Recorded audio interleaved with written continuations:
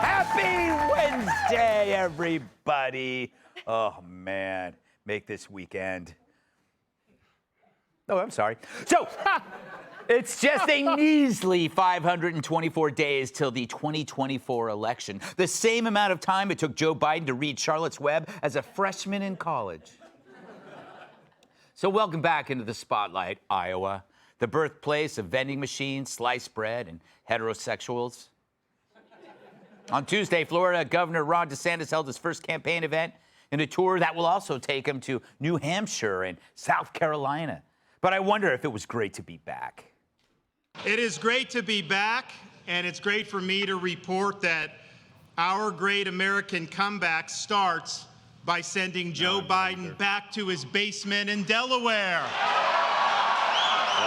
Well, the rest of the speech hit the usual stuff, but the left's meltdown is already in mid-season form when it comes to Ron. Because there's a model for what this little dictator in the making wants to do. There is a model for what this little dictator in the making wants to do. Just look at China, Cuba, North Korea, Afghanistan, or Iran, where the government censors the media or force feeds a strict conservative religious ideology to children in schools, deploys morality police to make sure you're wearing what they want, learning what they want, doing what they want. Yeah. You gotta hand it to her. She's just one woman, but possesses the stupidity of five. She's like the View rolled into one super burrito of lunacy. So here's a quick fact check. Religion is not encouraged in China. The Cultural Revolution was famous for destroying temples. And obviously, it's not Republicans pushing gender brainwash in schools that forces kids to address sexuality well before they know the timetables. Hardly, it's teachers/activists from Joy Reid's world who force feed kids the do's and don'ts of washing a dildo in the dishwasher. Ew. I know. Got to take out the batteries. So it makes you wonder if it's the hard work to sound so stupid. She must practice 6 hours a day because she's got it down pat. But you see the lockstep taking shape. DeSantis is public enemy number one, as is any Republican who might win an election. Meanwhile, the first official jabs between DeSantis and Trump have already begun. And Christie is planning to hop into the race next week. Right after he gets a clean bill of health from his trainer at SeaWorld. Something about his blowhole being clogged with fluffernutter. Not the A fatpho would say. Disgusting, the things that they write. But, you know, some say he is presidential and that he's already the candidate most shaped like the Oval Office. Another fatpho would say. Terrible people. But it may be an uphill battle for him and others since a recent poll finds nearly 2 out of 3 GOP voters think Trump would be the strongest candidate to beat Biden. Speaking of polls, Trump wasn't too happy with his former press secretary, Kayleigh McEnany, on Tuesday. He accused her of inflating DeSantis' numbers during an appearance on something called the Jerry Waters Show. Writing, quote, Kayleigh Milquetoast McEnany just gave out the wrong poll numbers. I'm 34 points up on DeSanctimonious, not 25 up. While 25's great, it's not 34. The rhinos and globalists can have her. Fox News should really only use real stars. I know, real stars. But I've been saying that for years, and they still won't hire Chuck Woolery. But of course, that's Trump. You love it or hate it. It's his persuasive strategy. You can get angry about it, but I doubt Kayleigh is, so why should you? Trump runs on reciprocity. You say something good about him, he returns the favor. You don't, then he will return that too. It's fine, but there is one flaw. He gives no break for time served. She was his best press secretary, and those years spent on the front lines for him should count for something. But it's his most effective tool of persuasion, so he can't quit. The question is, can we, by just ignoring it? And I think so, because the Dems, they love it, because it keeps us busy beating up on each other. It's why I say Trump is a 2-hour drive to an hour at the beach. The road is bumpy and exhausting, especially when allies receive friendly fire. But remember, every Republican will have a rough ride, because no matter who that person is, there will be accusations of bigotry, sexism, homophobia. For the media, every Republican is just another apocalypse in khakis. So while Trump might be 2 hours to the beach, DeSantis might be 90 minutes. But what if the beach isn't as nice? Then I blame women. White women in particular. About time. Right, Sunny? I think that women, white women in particular, want to protect the patriarchy here because it's to their benefit. Yeah. They want to make sure that their husbands do well. They want to make sure that their sons do well. They want to make sure that their children do well. And they want to make sure that they do well. Most of the women in some of these studies are married white women, and they do fall in line with what their husbands are doing, how their husbands are voting. Take that, people who say she's racist. You forget that she's also sexist. Maybe it hasn't occurred to her that people with similar opinions get married sometimes. But maybe she got that opinion about white ladies getting their opinions from their husbands from her husband, which is why she hasn't called him a bigot, right? The bottom line, she managed to take a general observation that spouses of any stripe stick together and make it only about whites. And why? Because what else does she have? Nothing. She's not funny or smart or interesting, but she's an expert in calling people racist, so congrats on that. And so as each new Republican enters the fray, the latest will be crowned, no doubt, worse than Hitler. Meanwhile, Joe retreats to his basement, living on bologna sandwiches, with the crust cut off, dusting off bowling trophies and sniffing Jill's old wigs. Sorry, Dr. Jill. Thank you. Right, Joe? Like Ron, Don, I don't care. They're both MAGA. You know MAGA, it's a little place, population, no thank you. But I can take on both of these guys. I'll just do what I did last time. I go in the basement, and then I let other people figure it out with the votes and all that kind of thing. But then we can make America great again. No, wait a minute, that's their thing. That's MAGA. What do I do? I'm gonna do whatever I do. Dwid. Let's welcome tonight's guest. She talks so fast her tongue has to wear a helmet. Host of the new Fox Nation series, Weapons of War.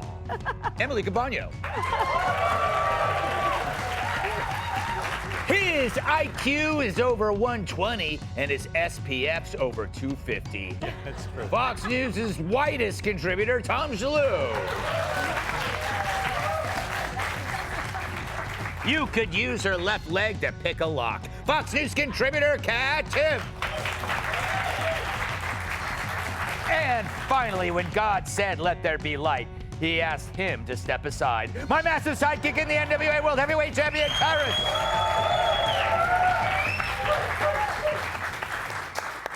Tom, join me in some speculation here. Yeah. I think the Dems want to go up against Trump, and that's why they're laying off him. Yes, that's what I was thinking. I mean, obviously, the media, they're all against DeSantis, and they're starting to praise Trump.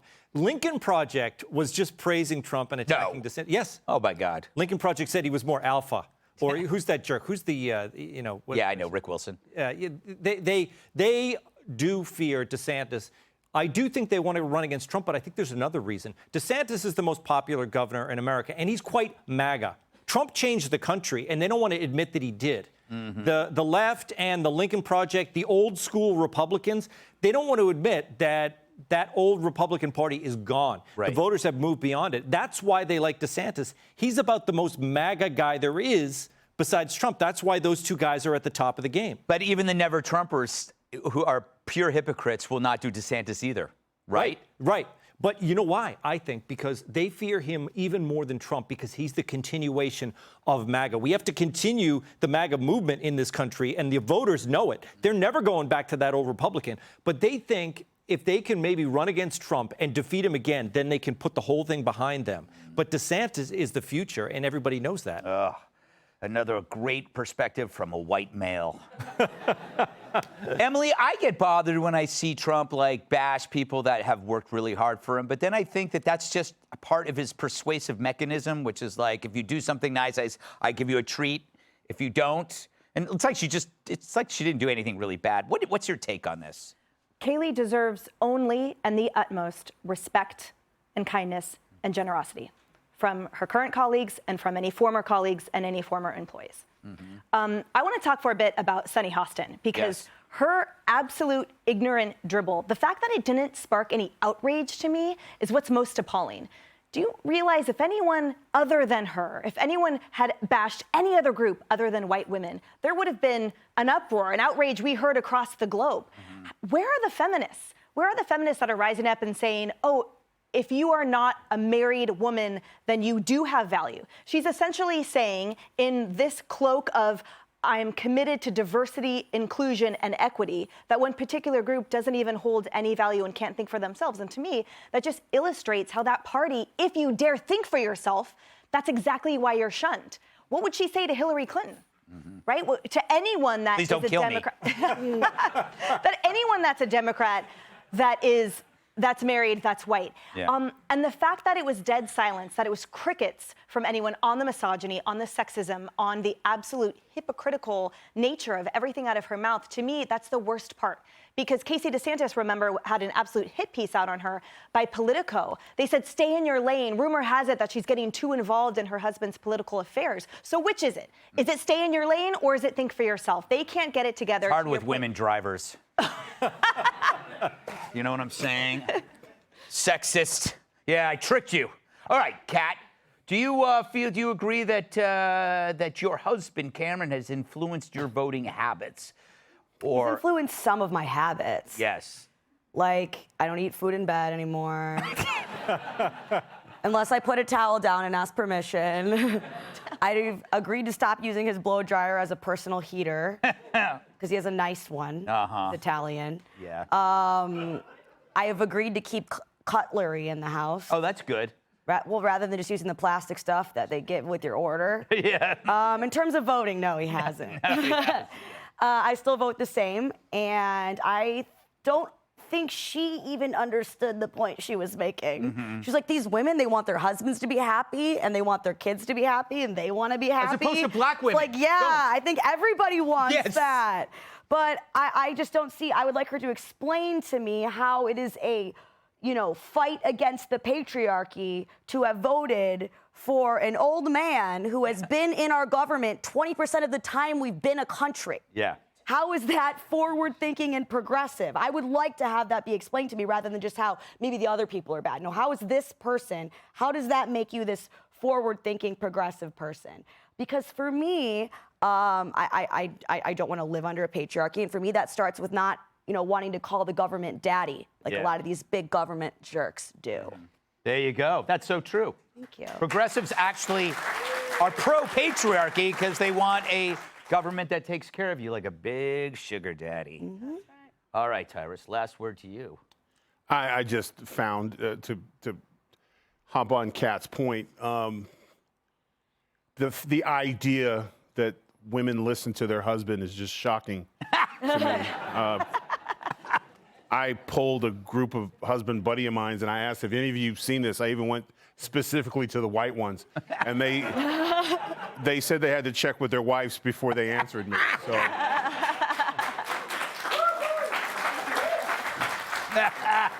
Yeah, I don't think that's how it works. I mean, that sounds awesome. Where's my food? Yeah. Vote for Trump. Where's my food? It doesn't happen, not in this day and age. Yeah. But you're right. She's a complete moron.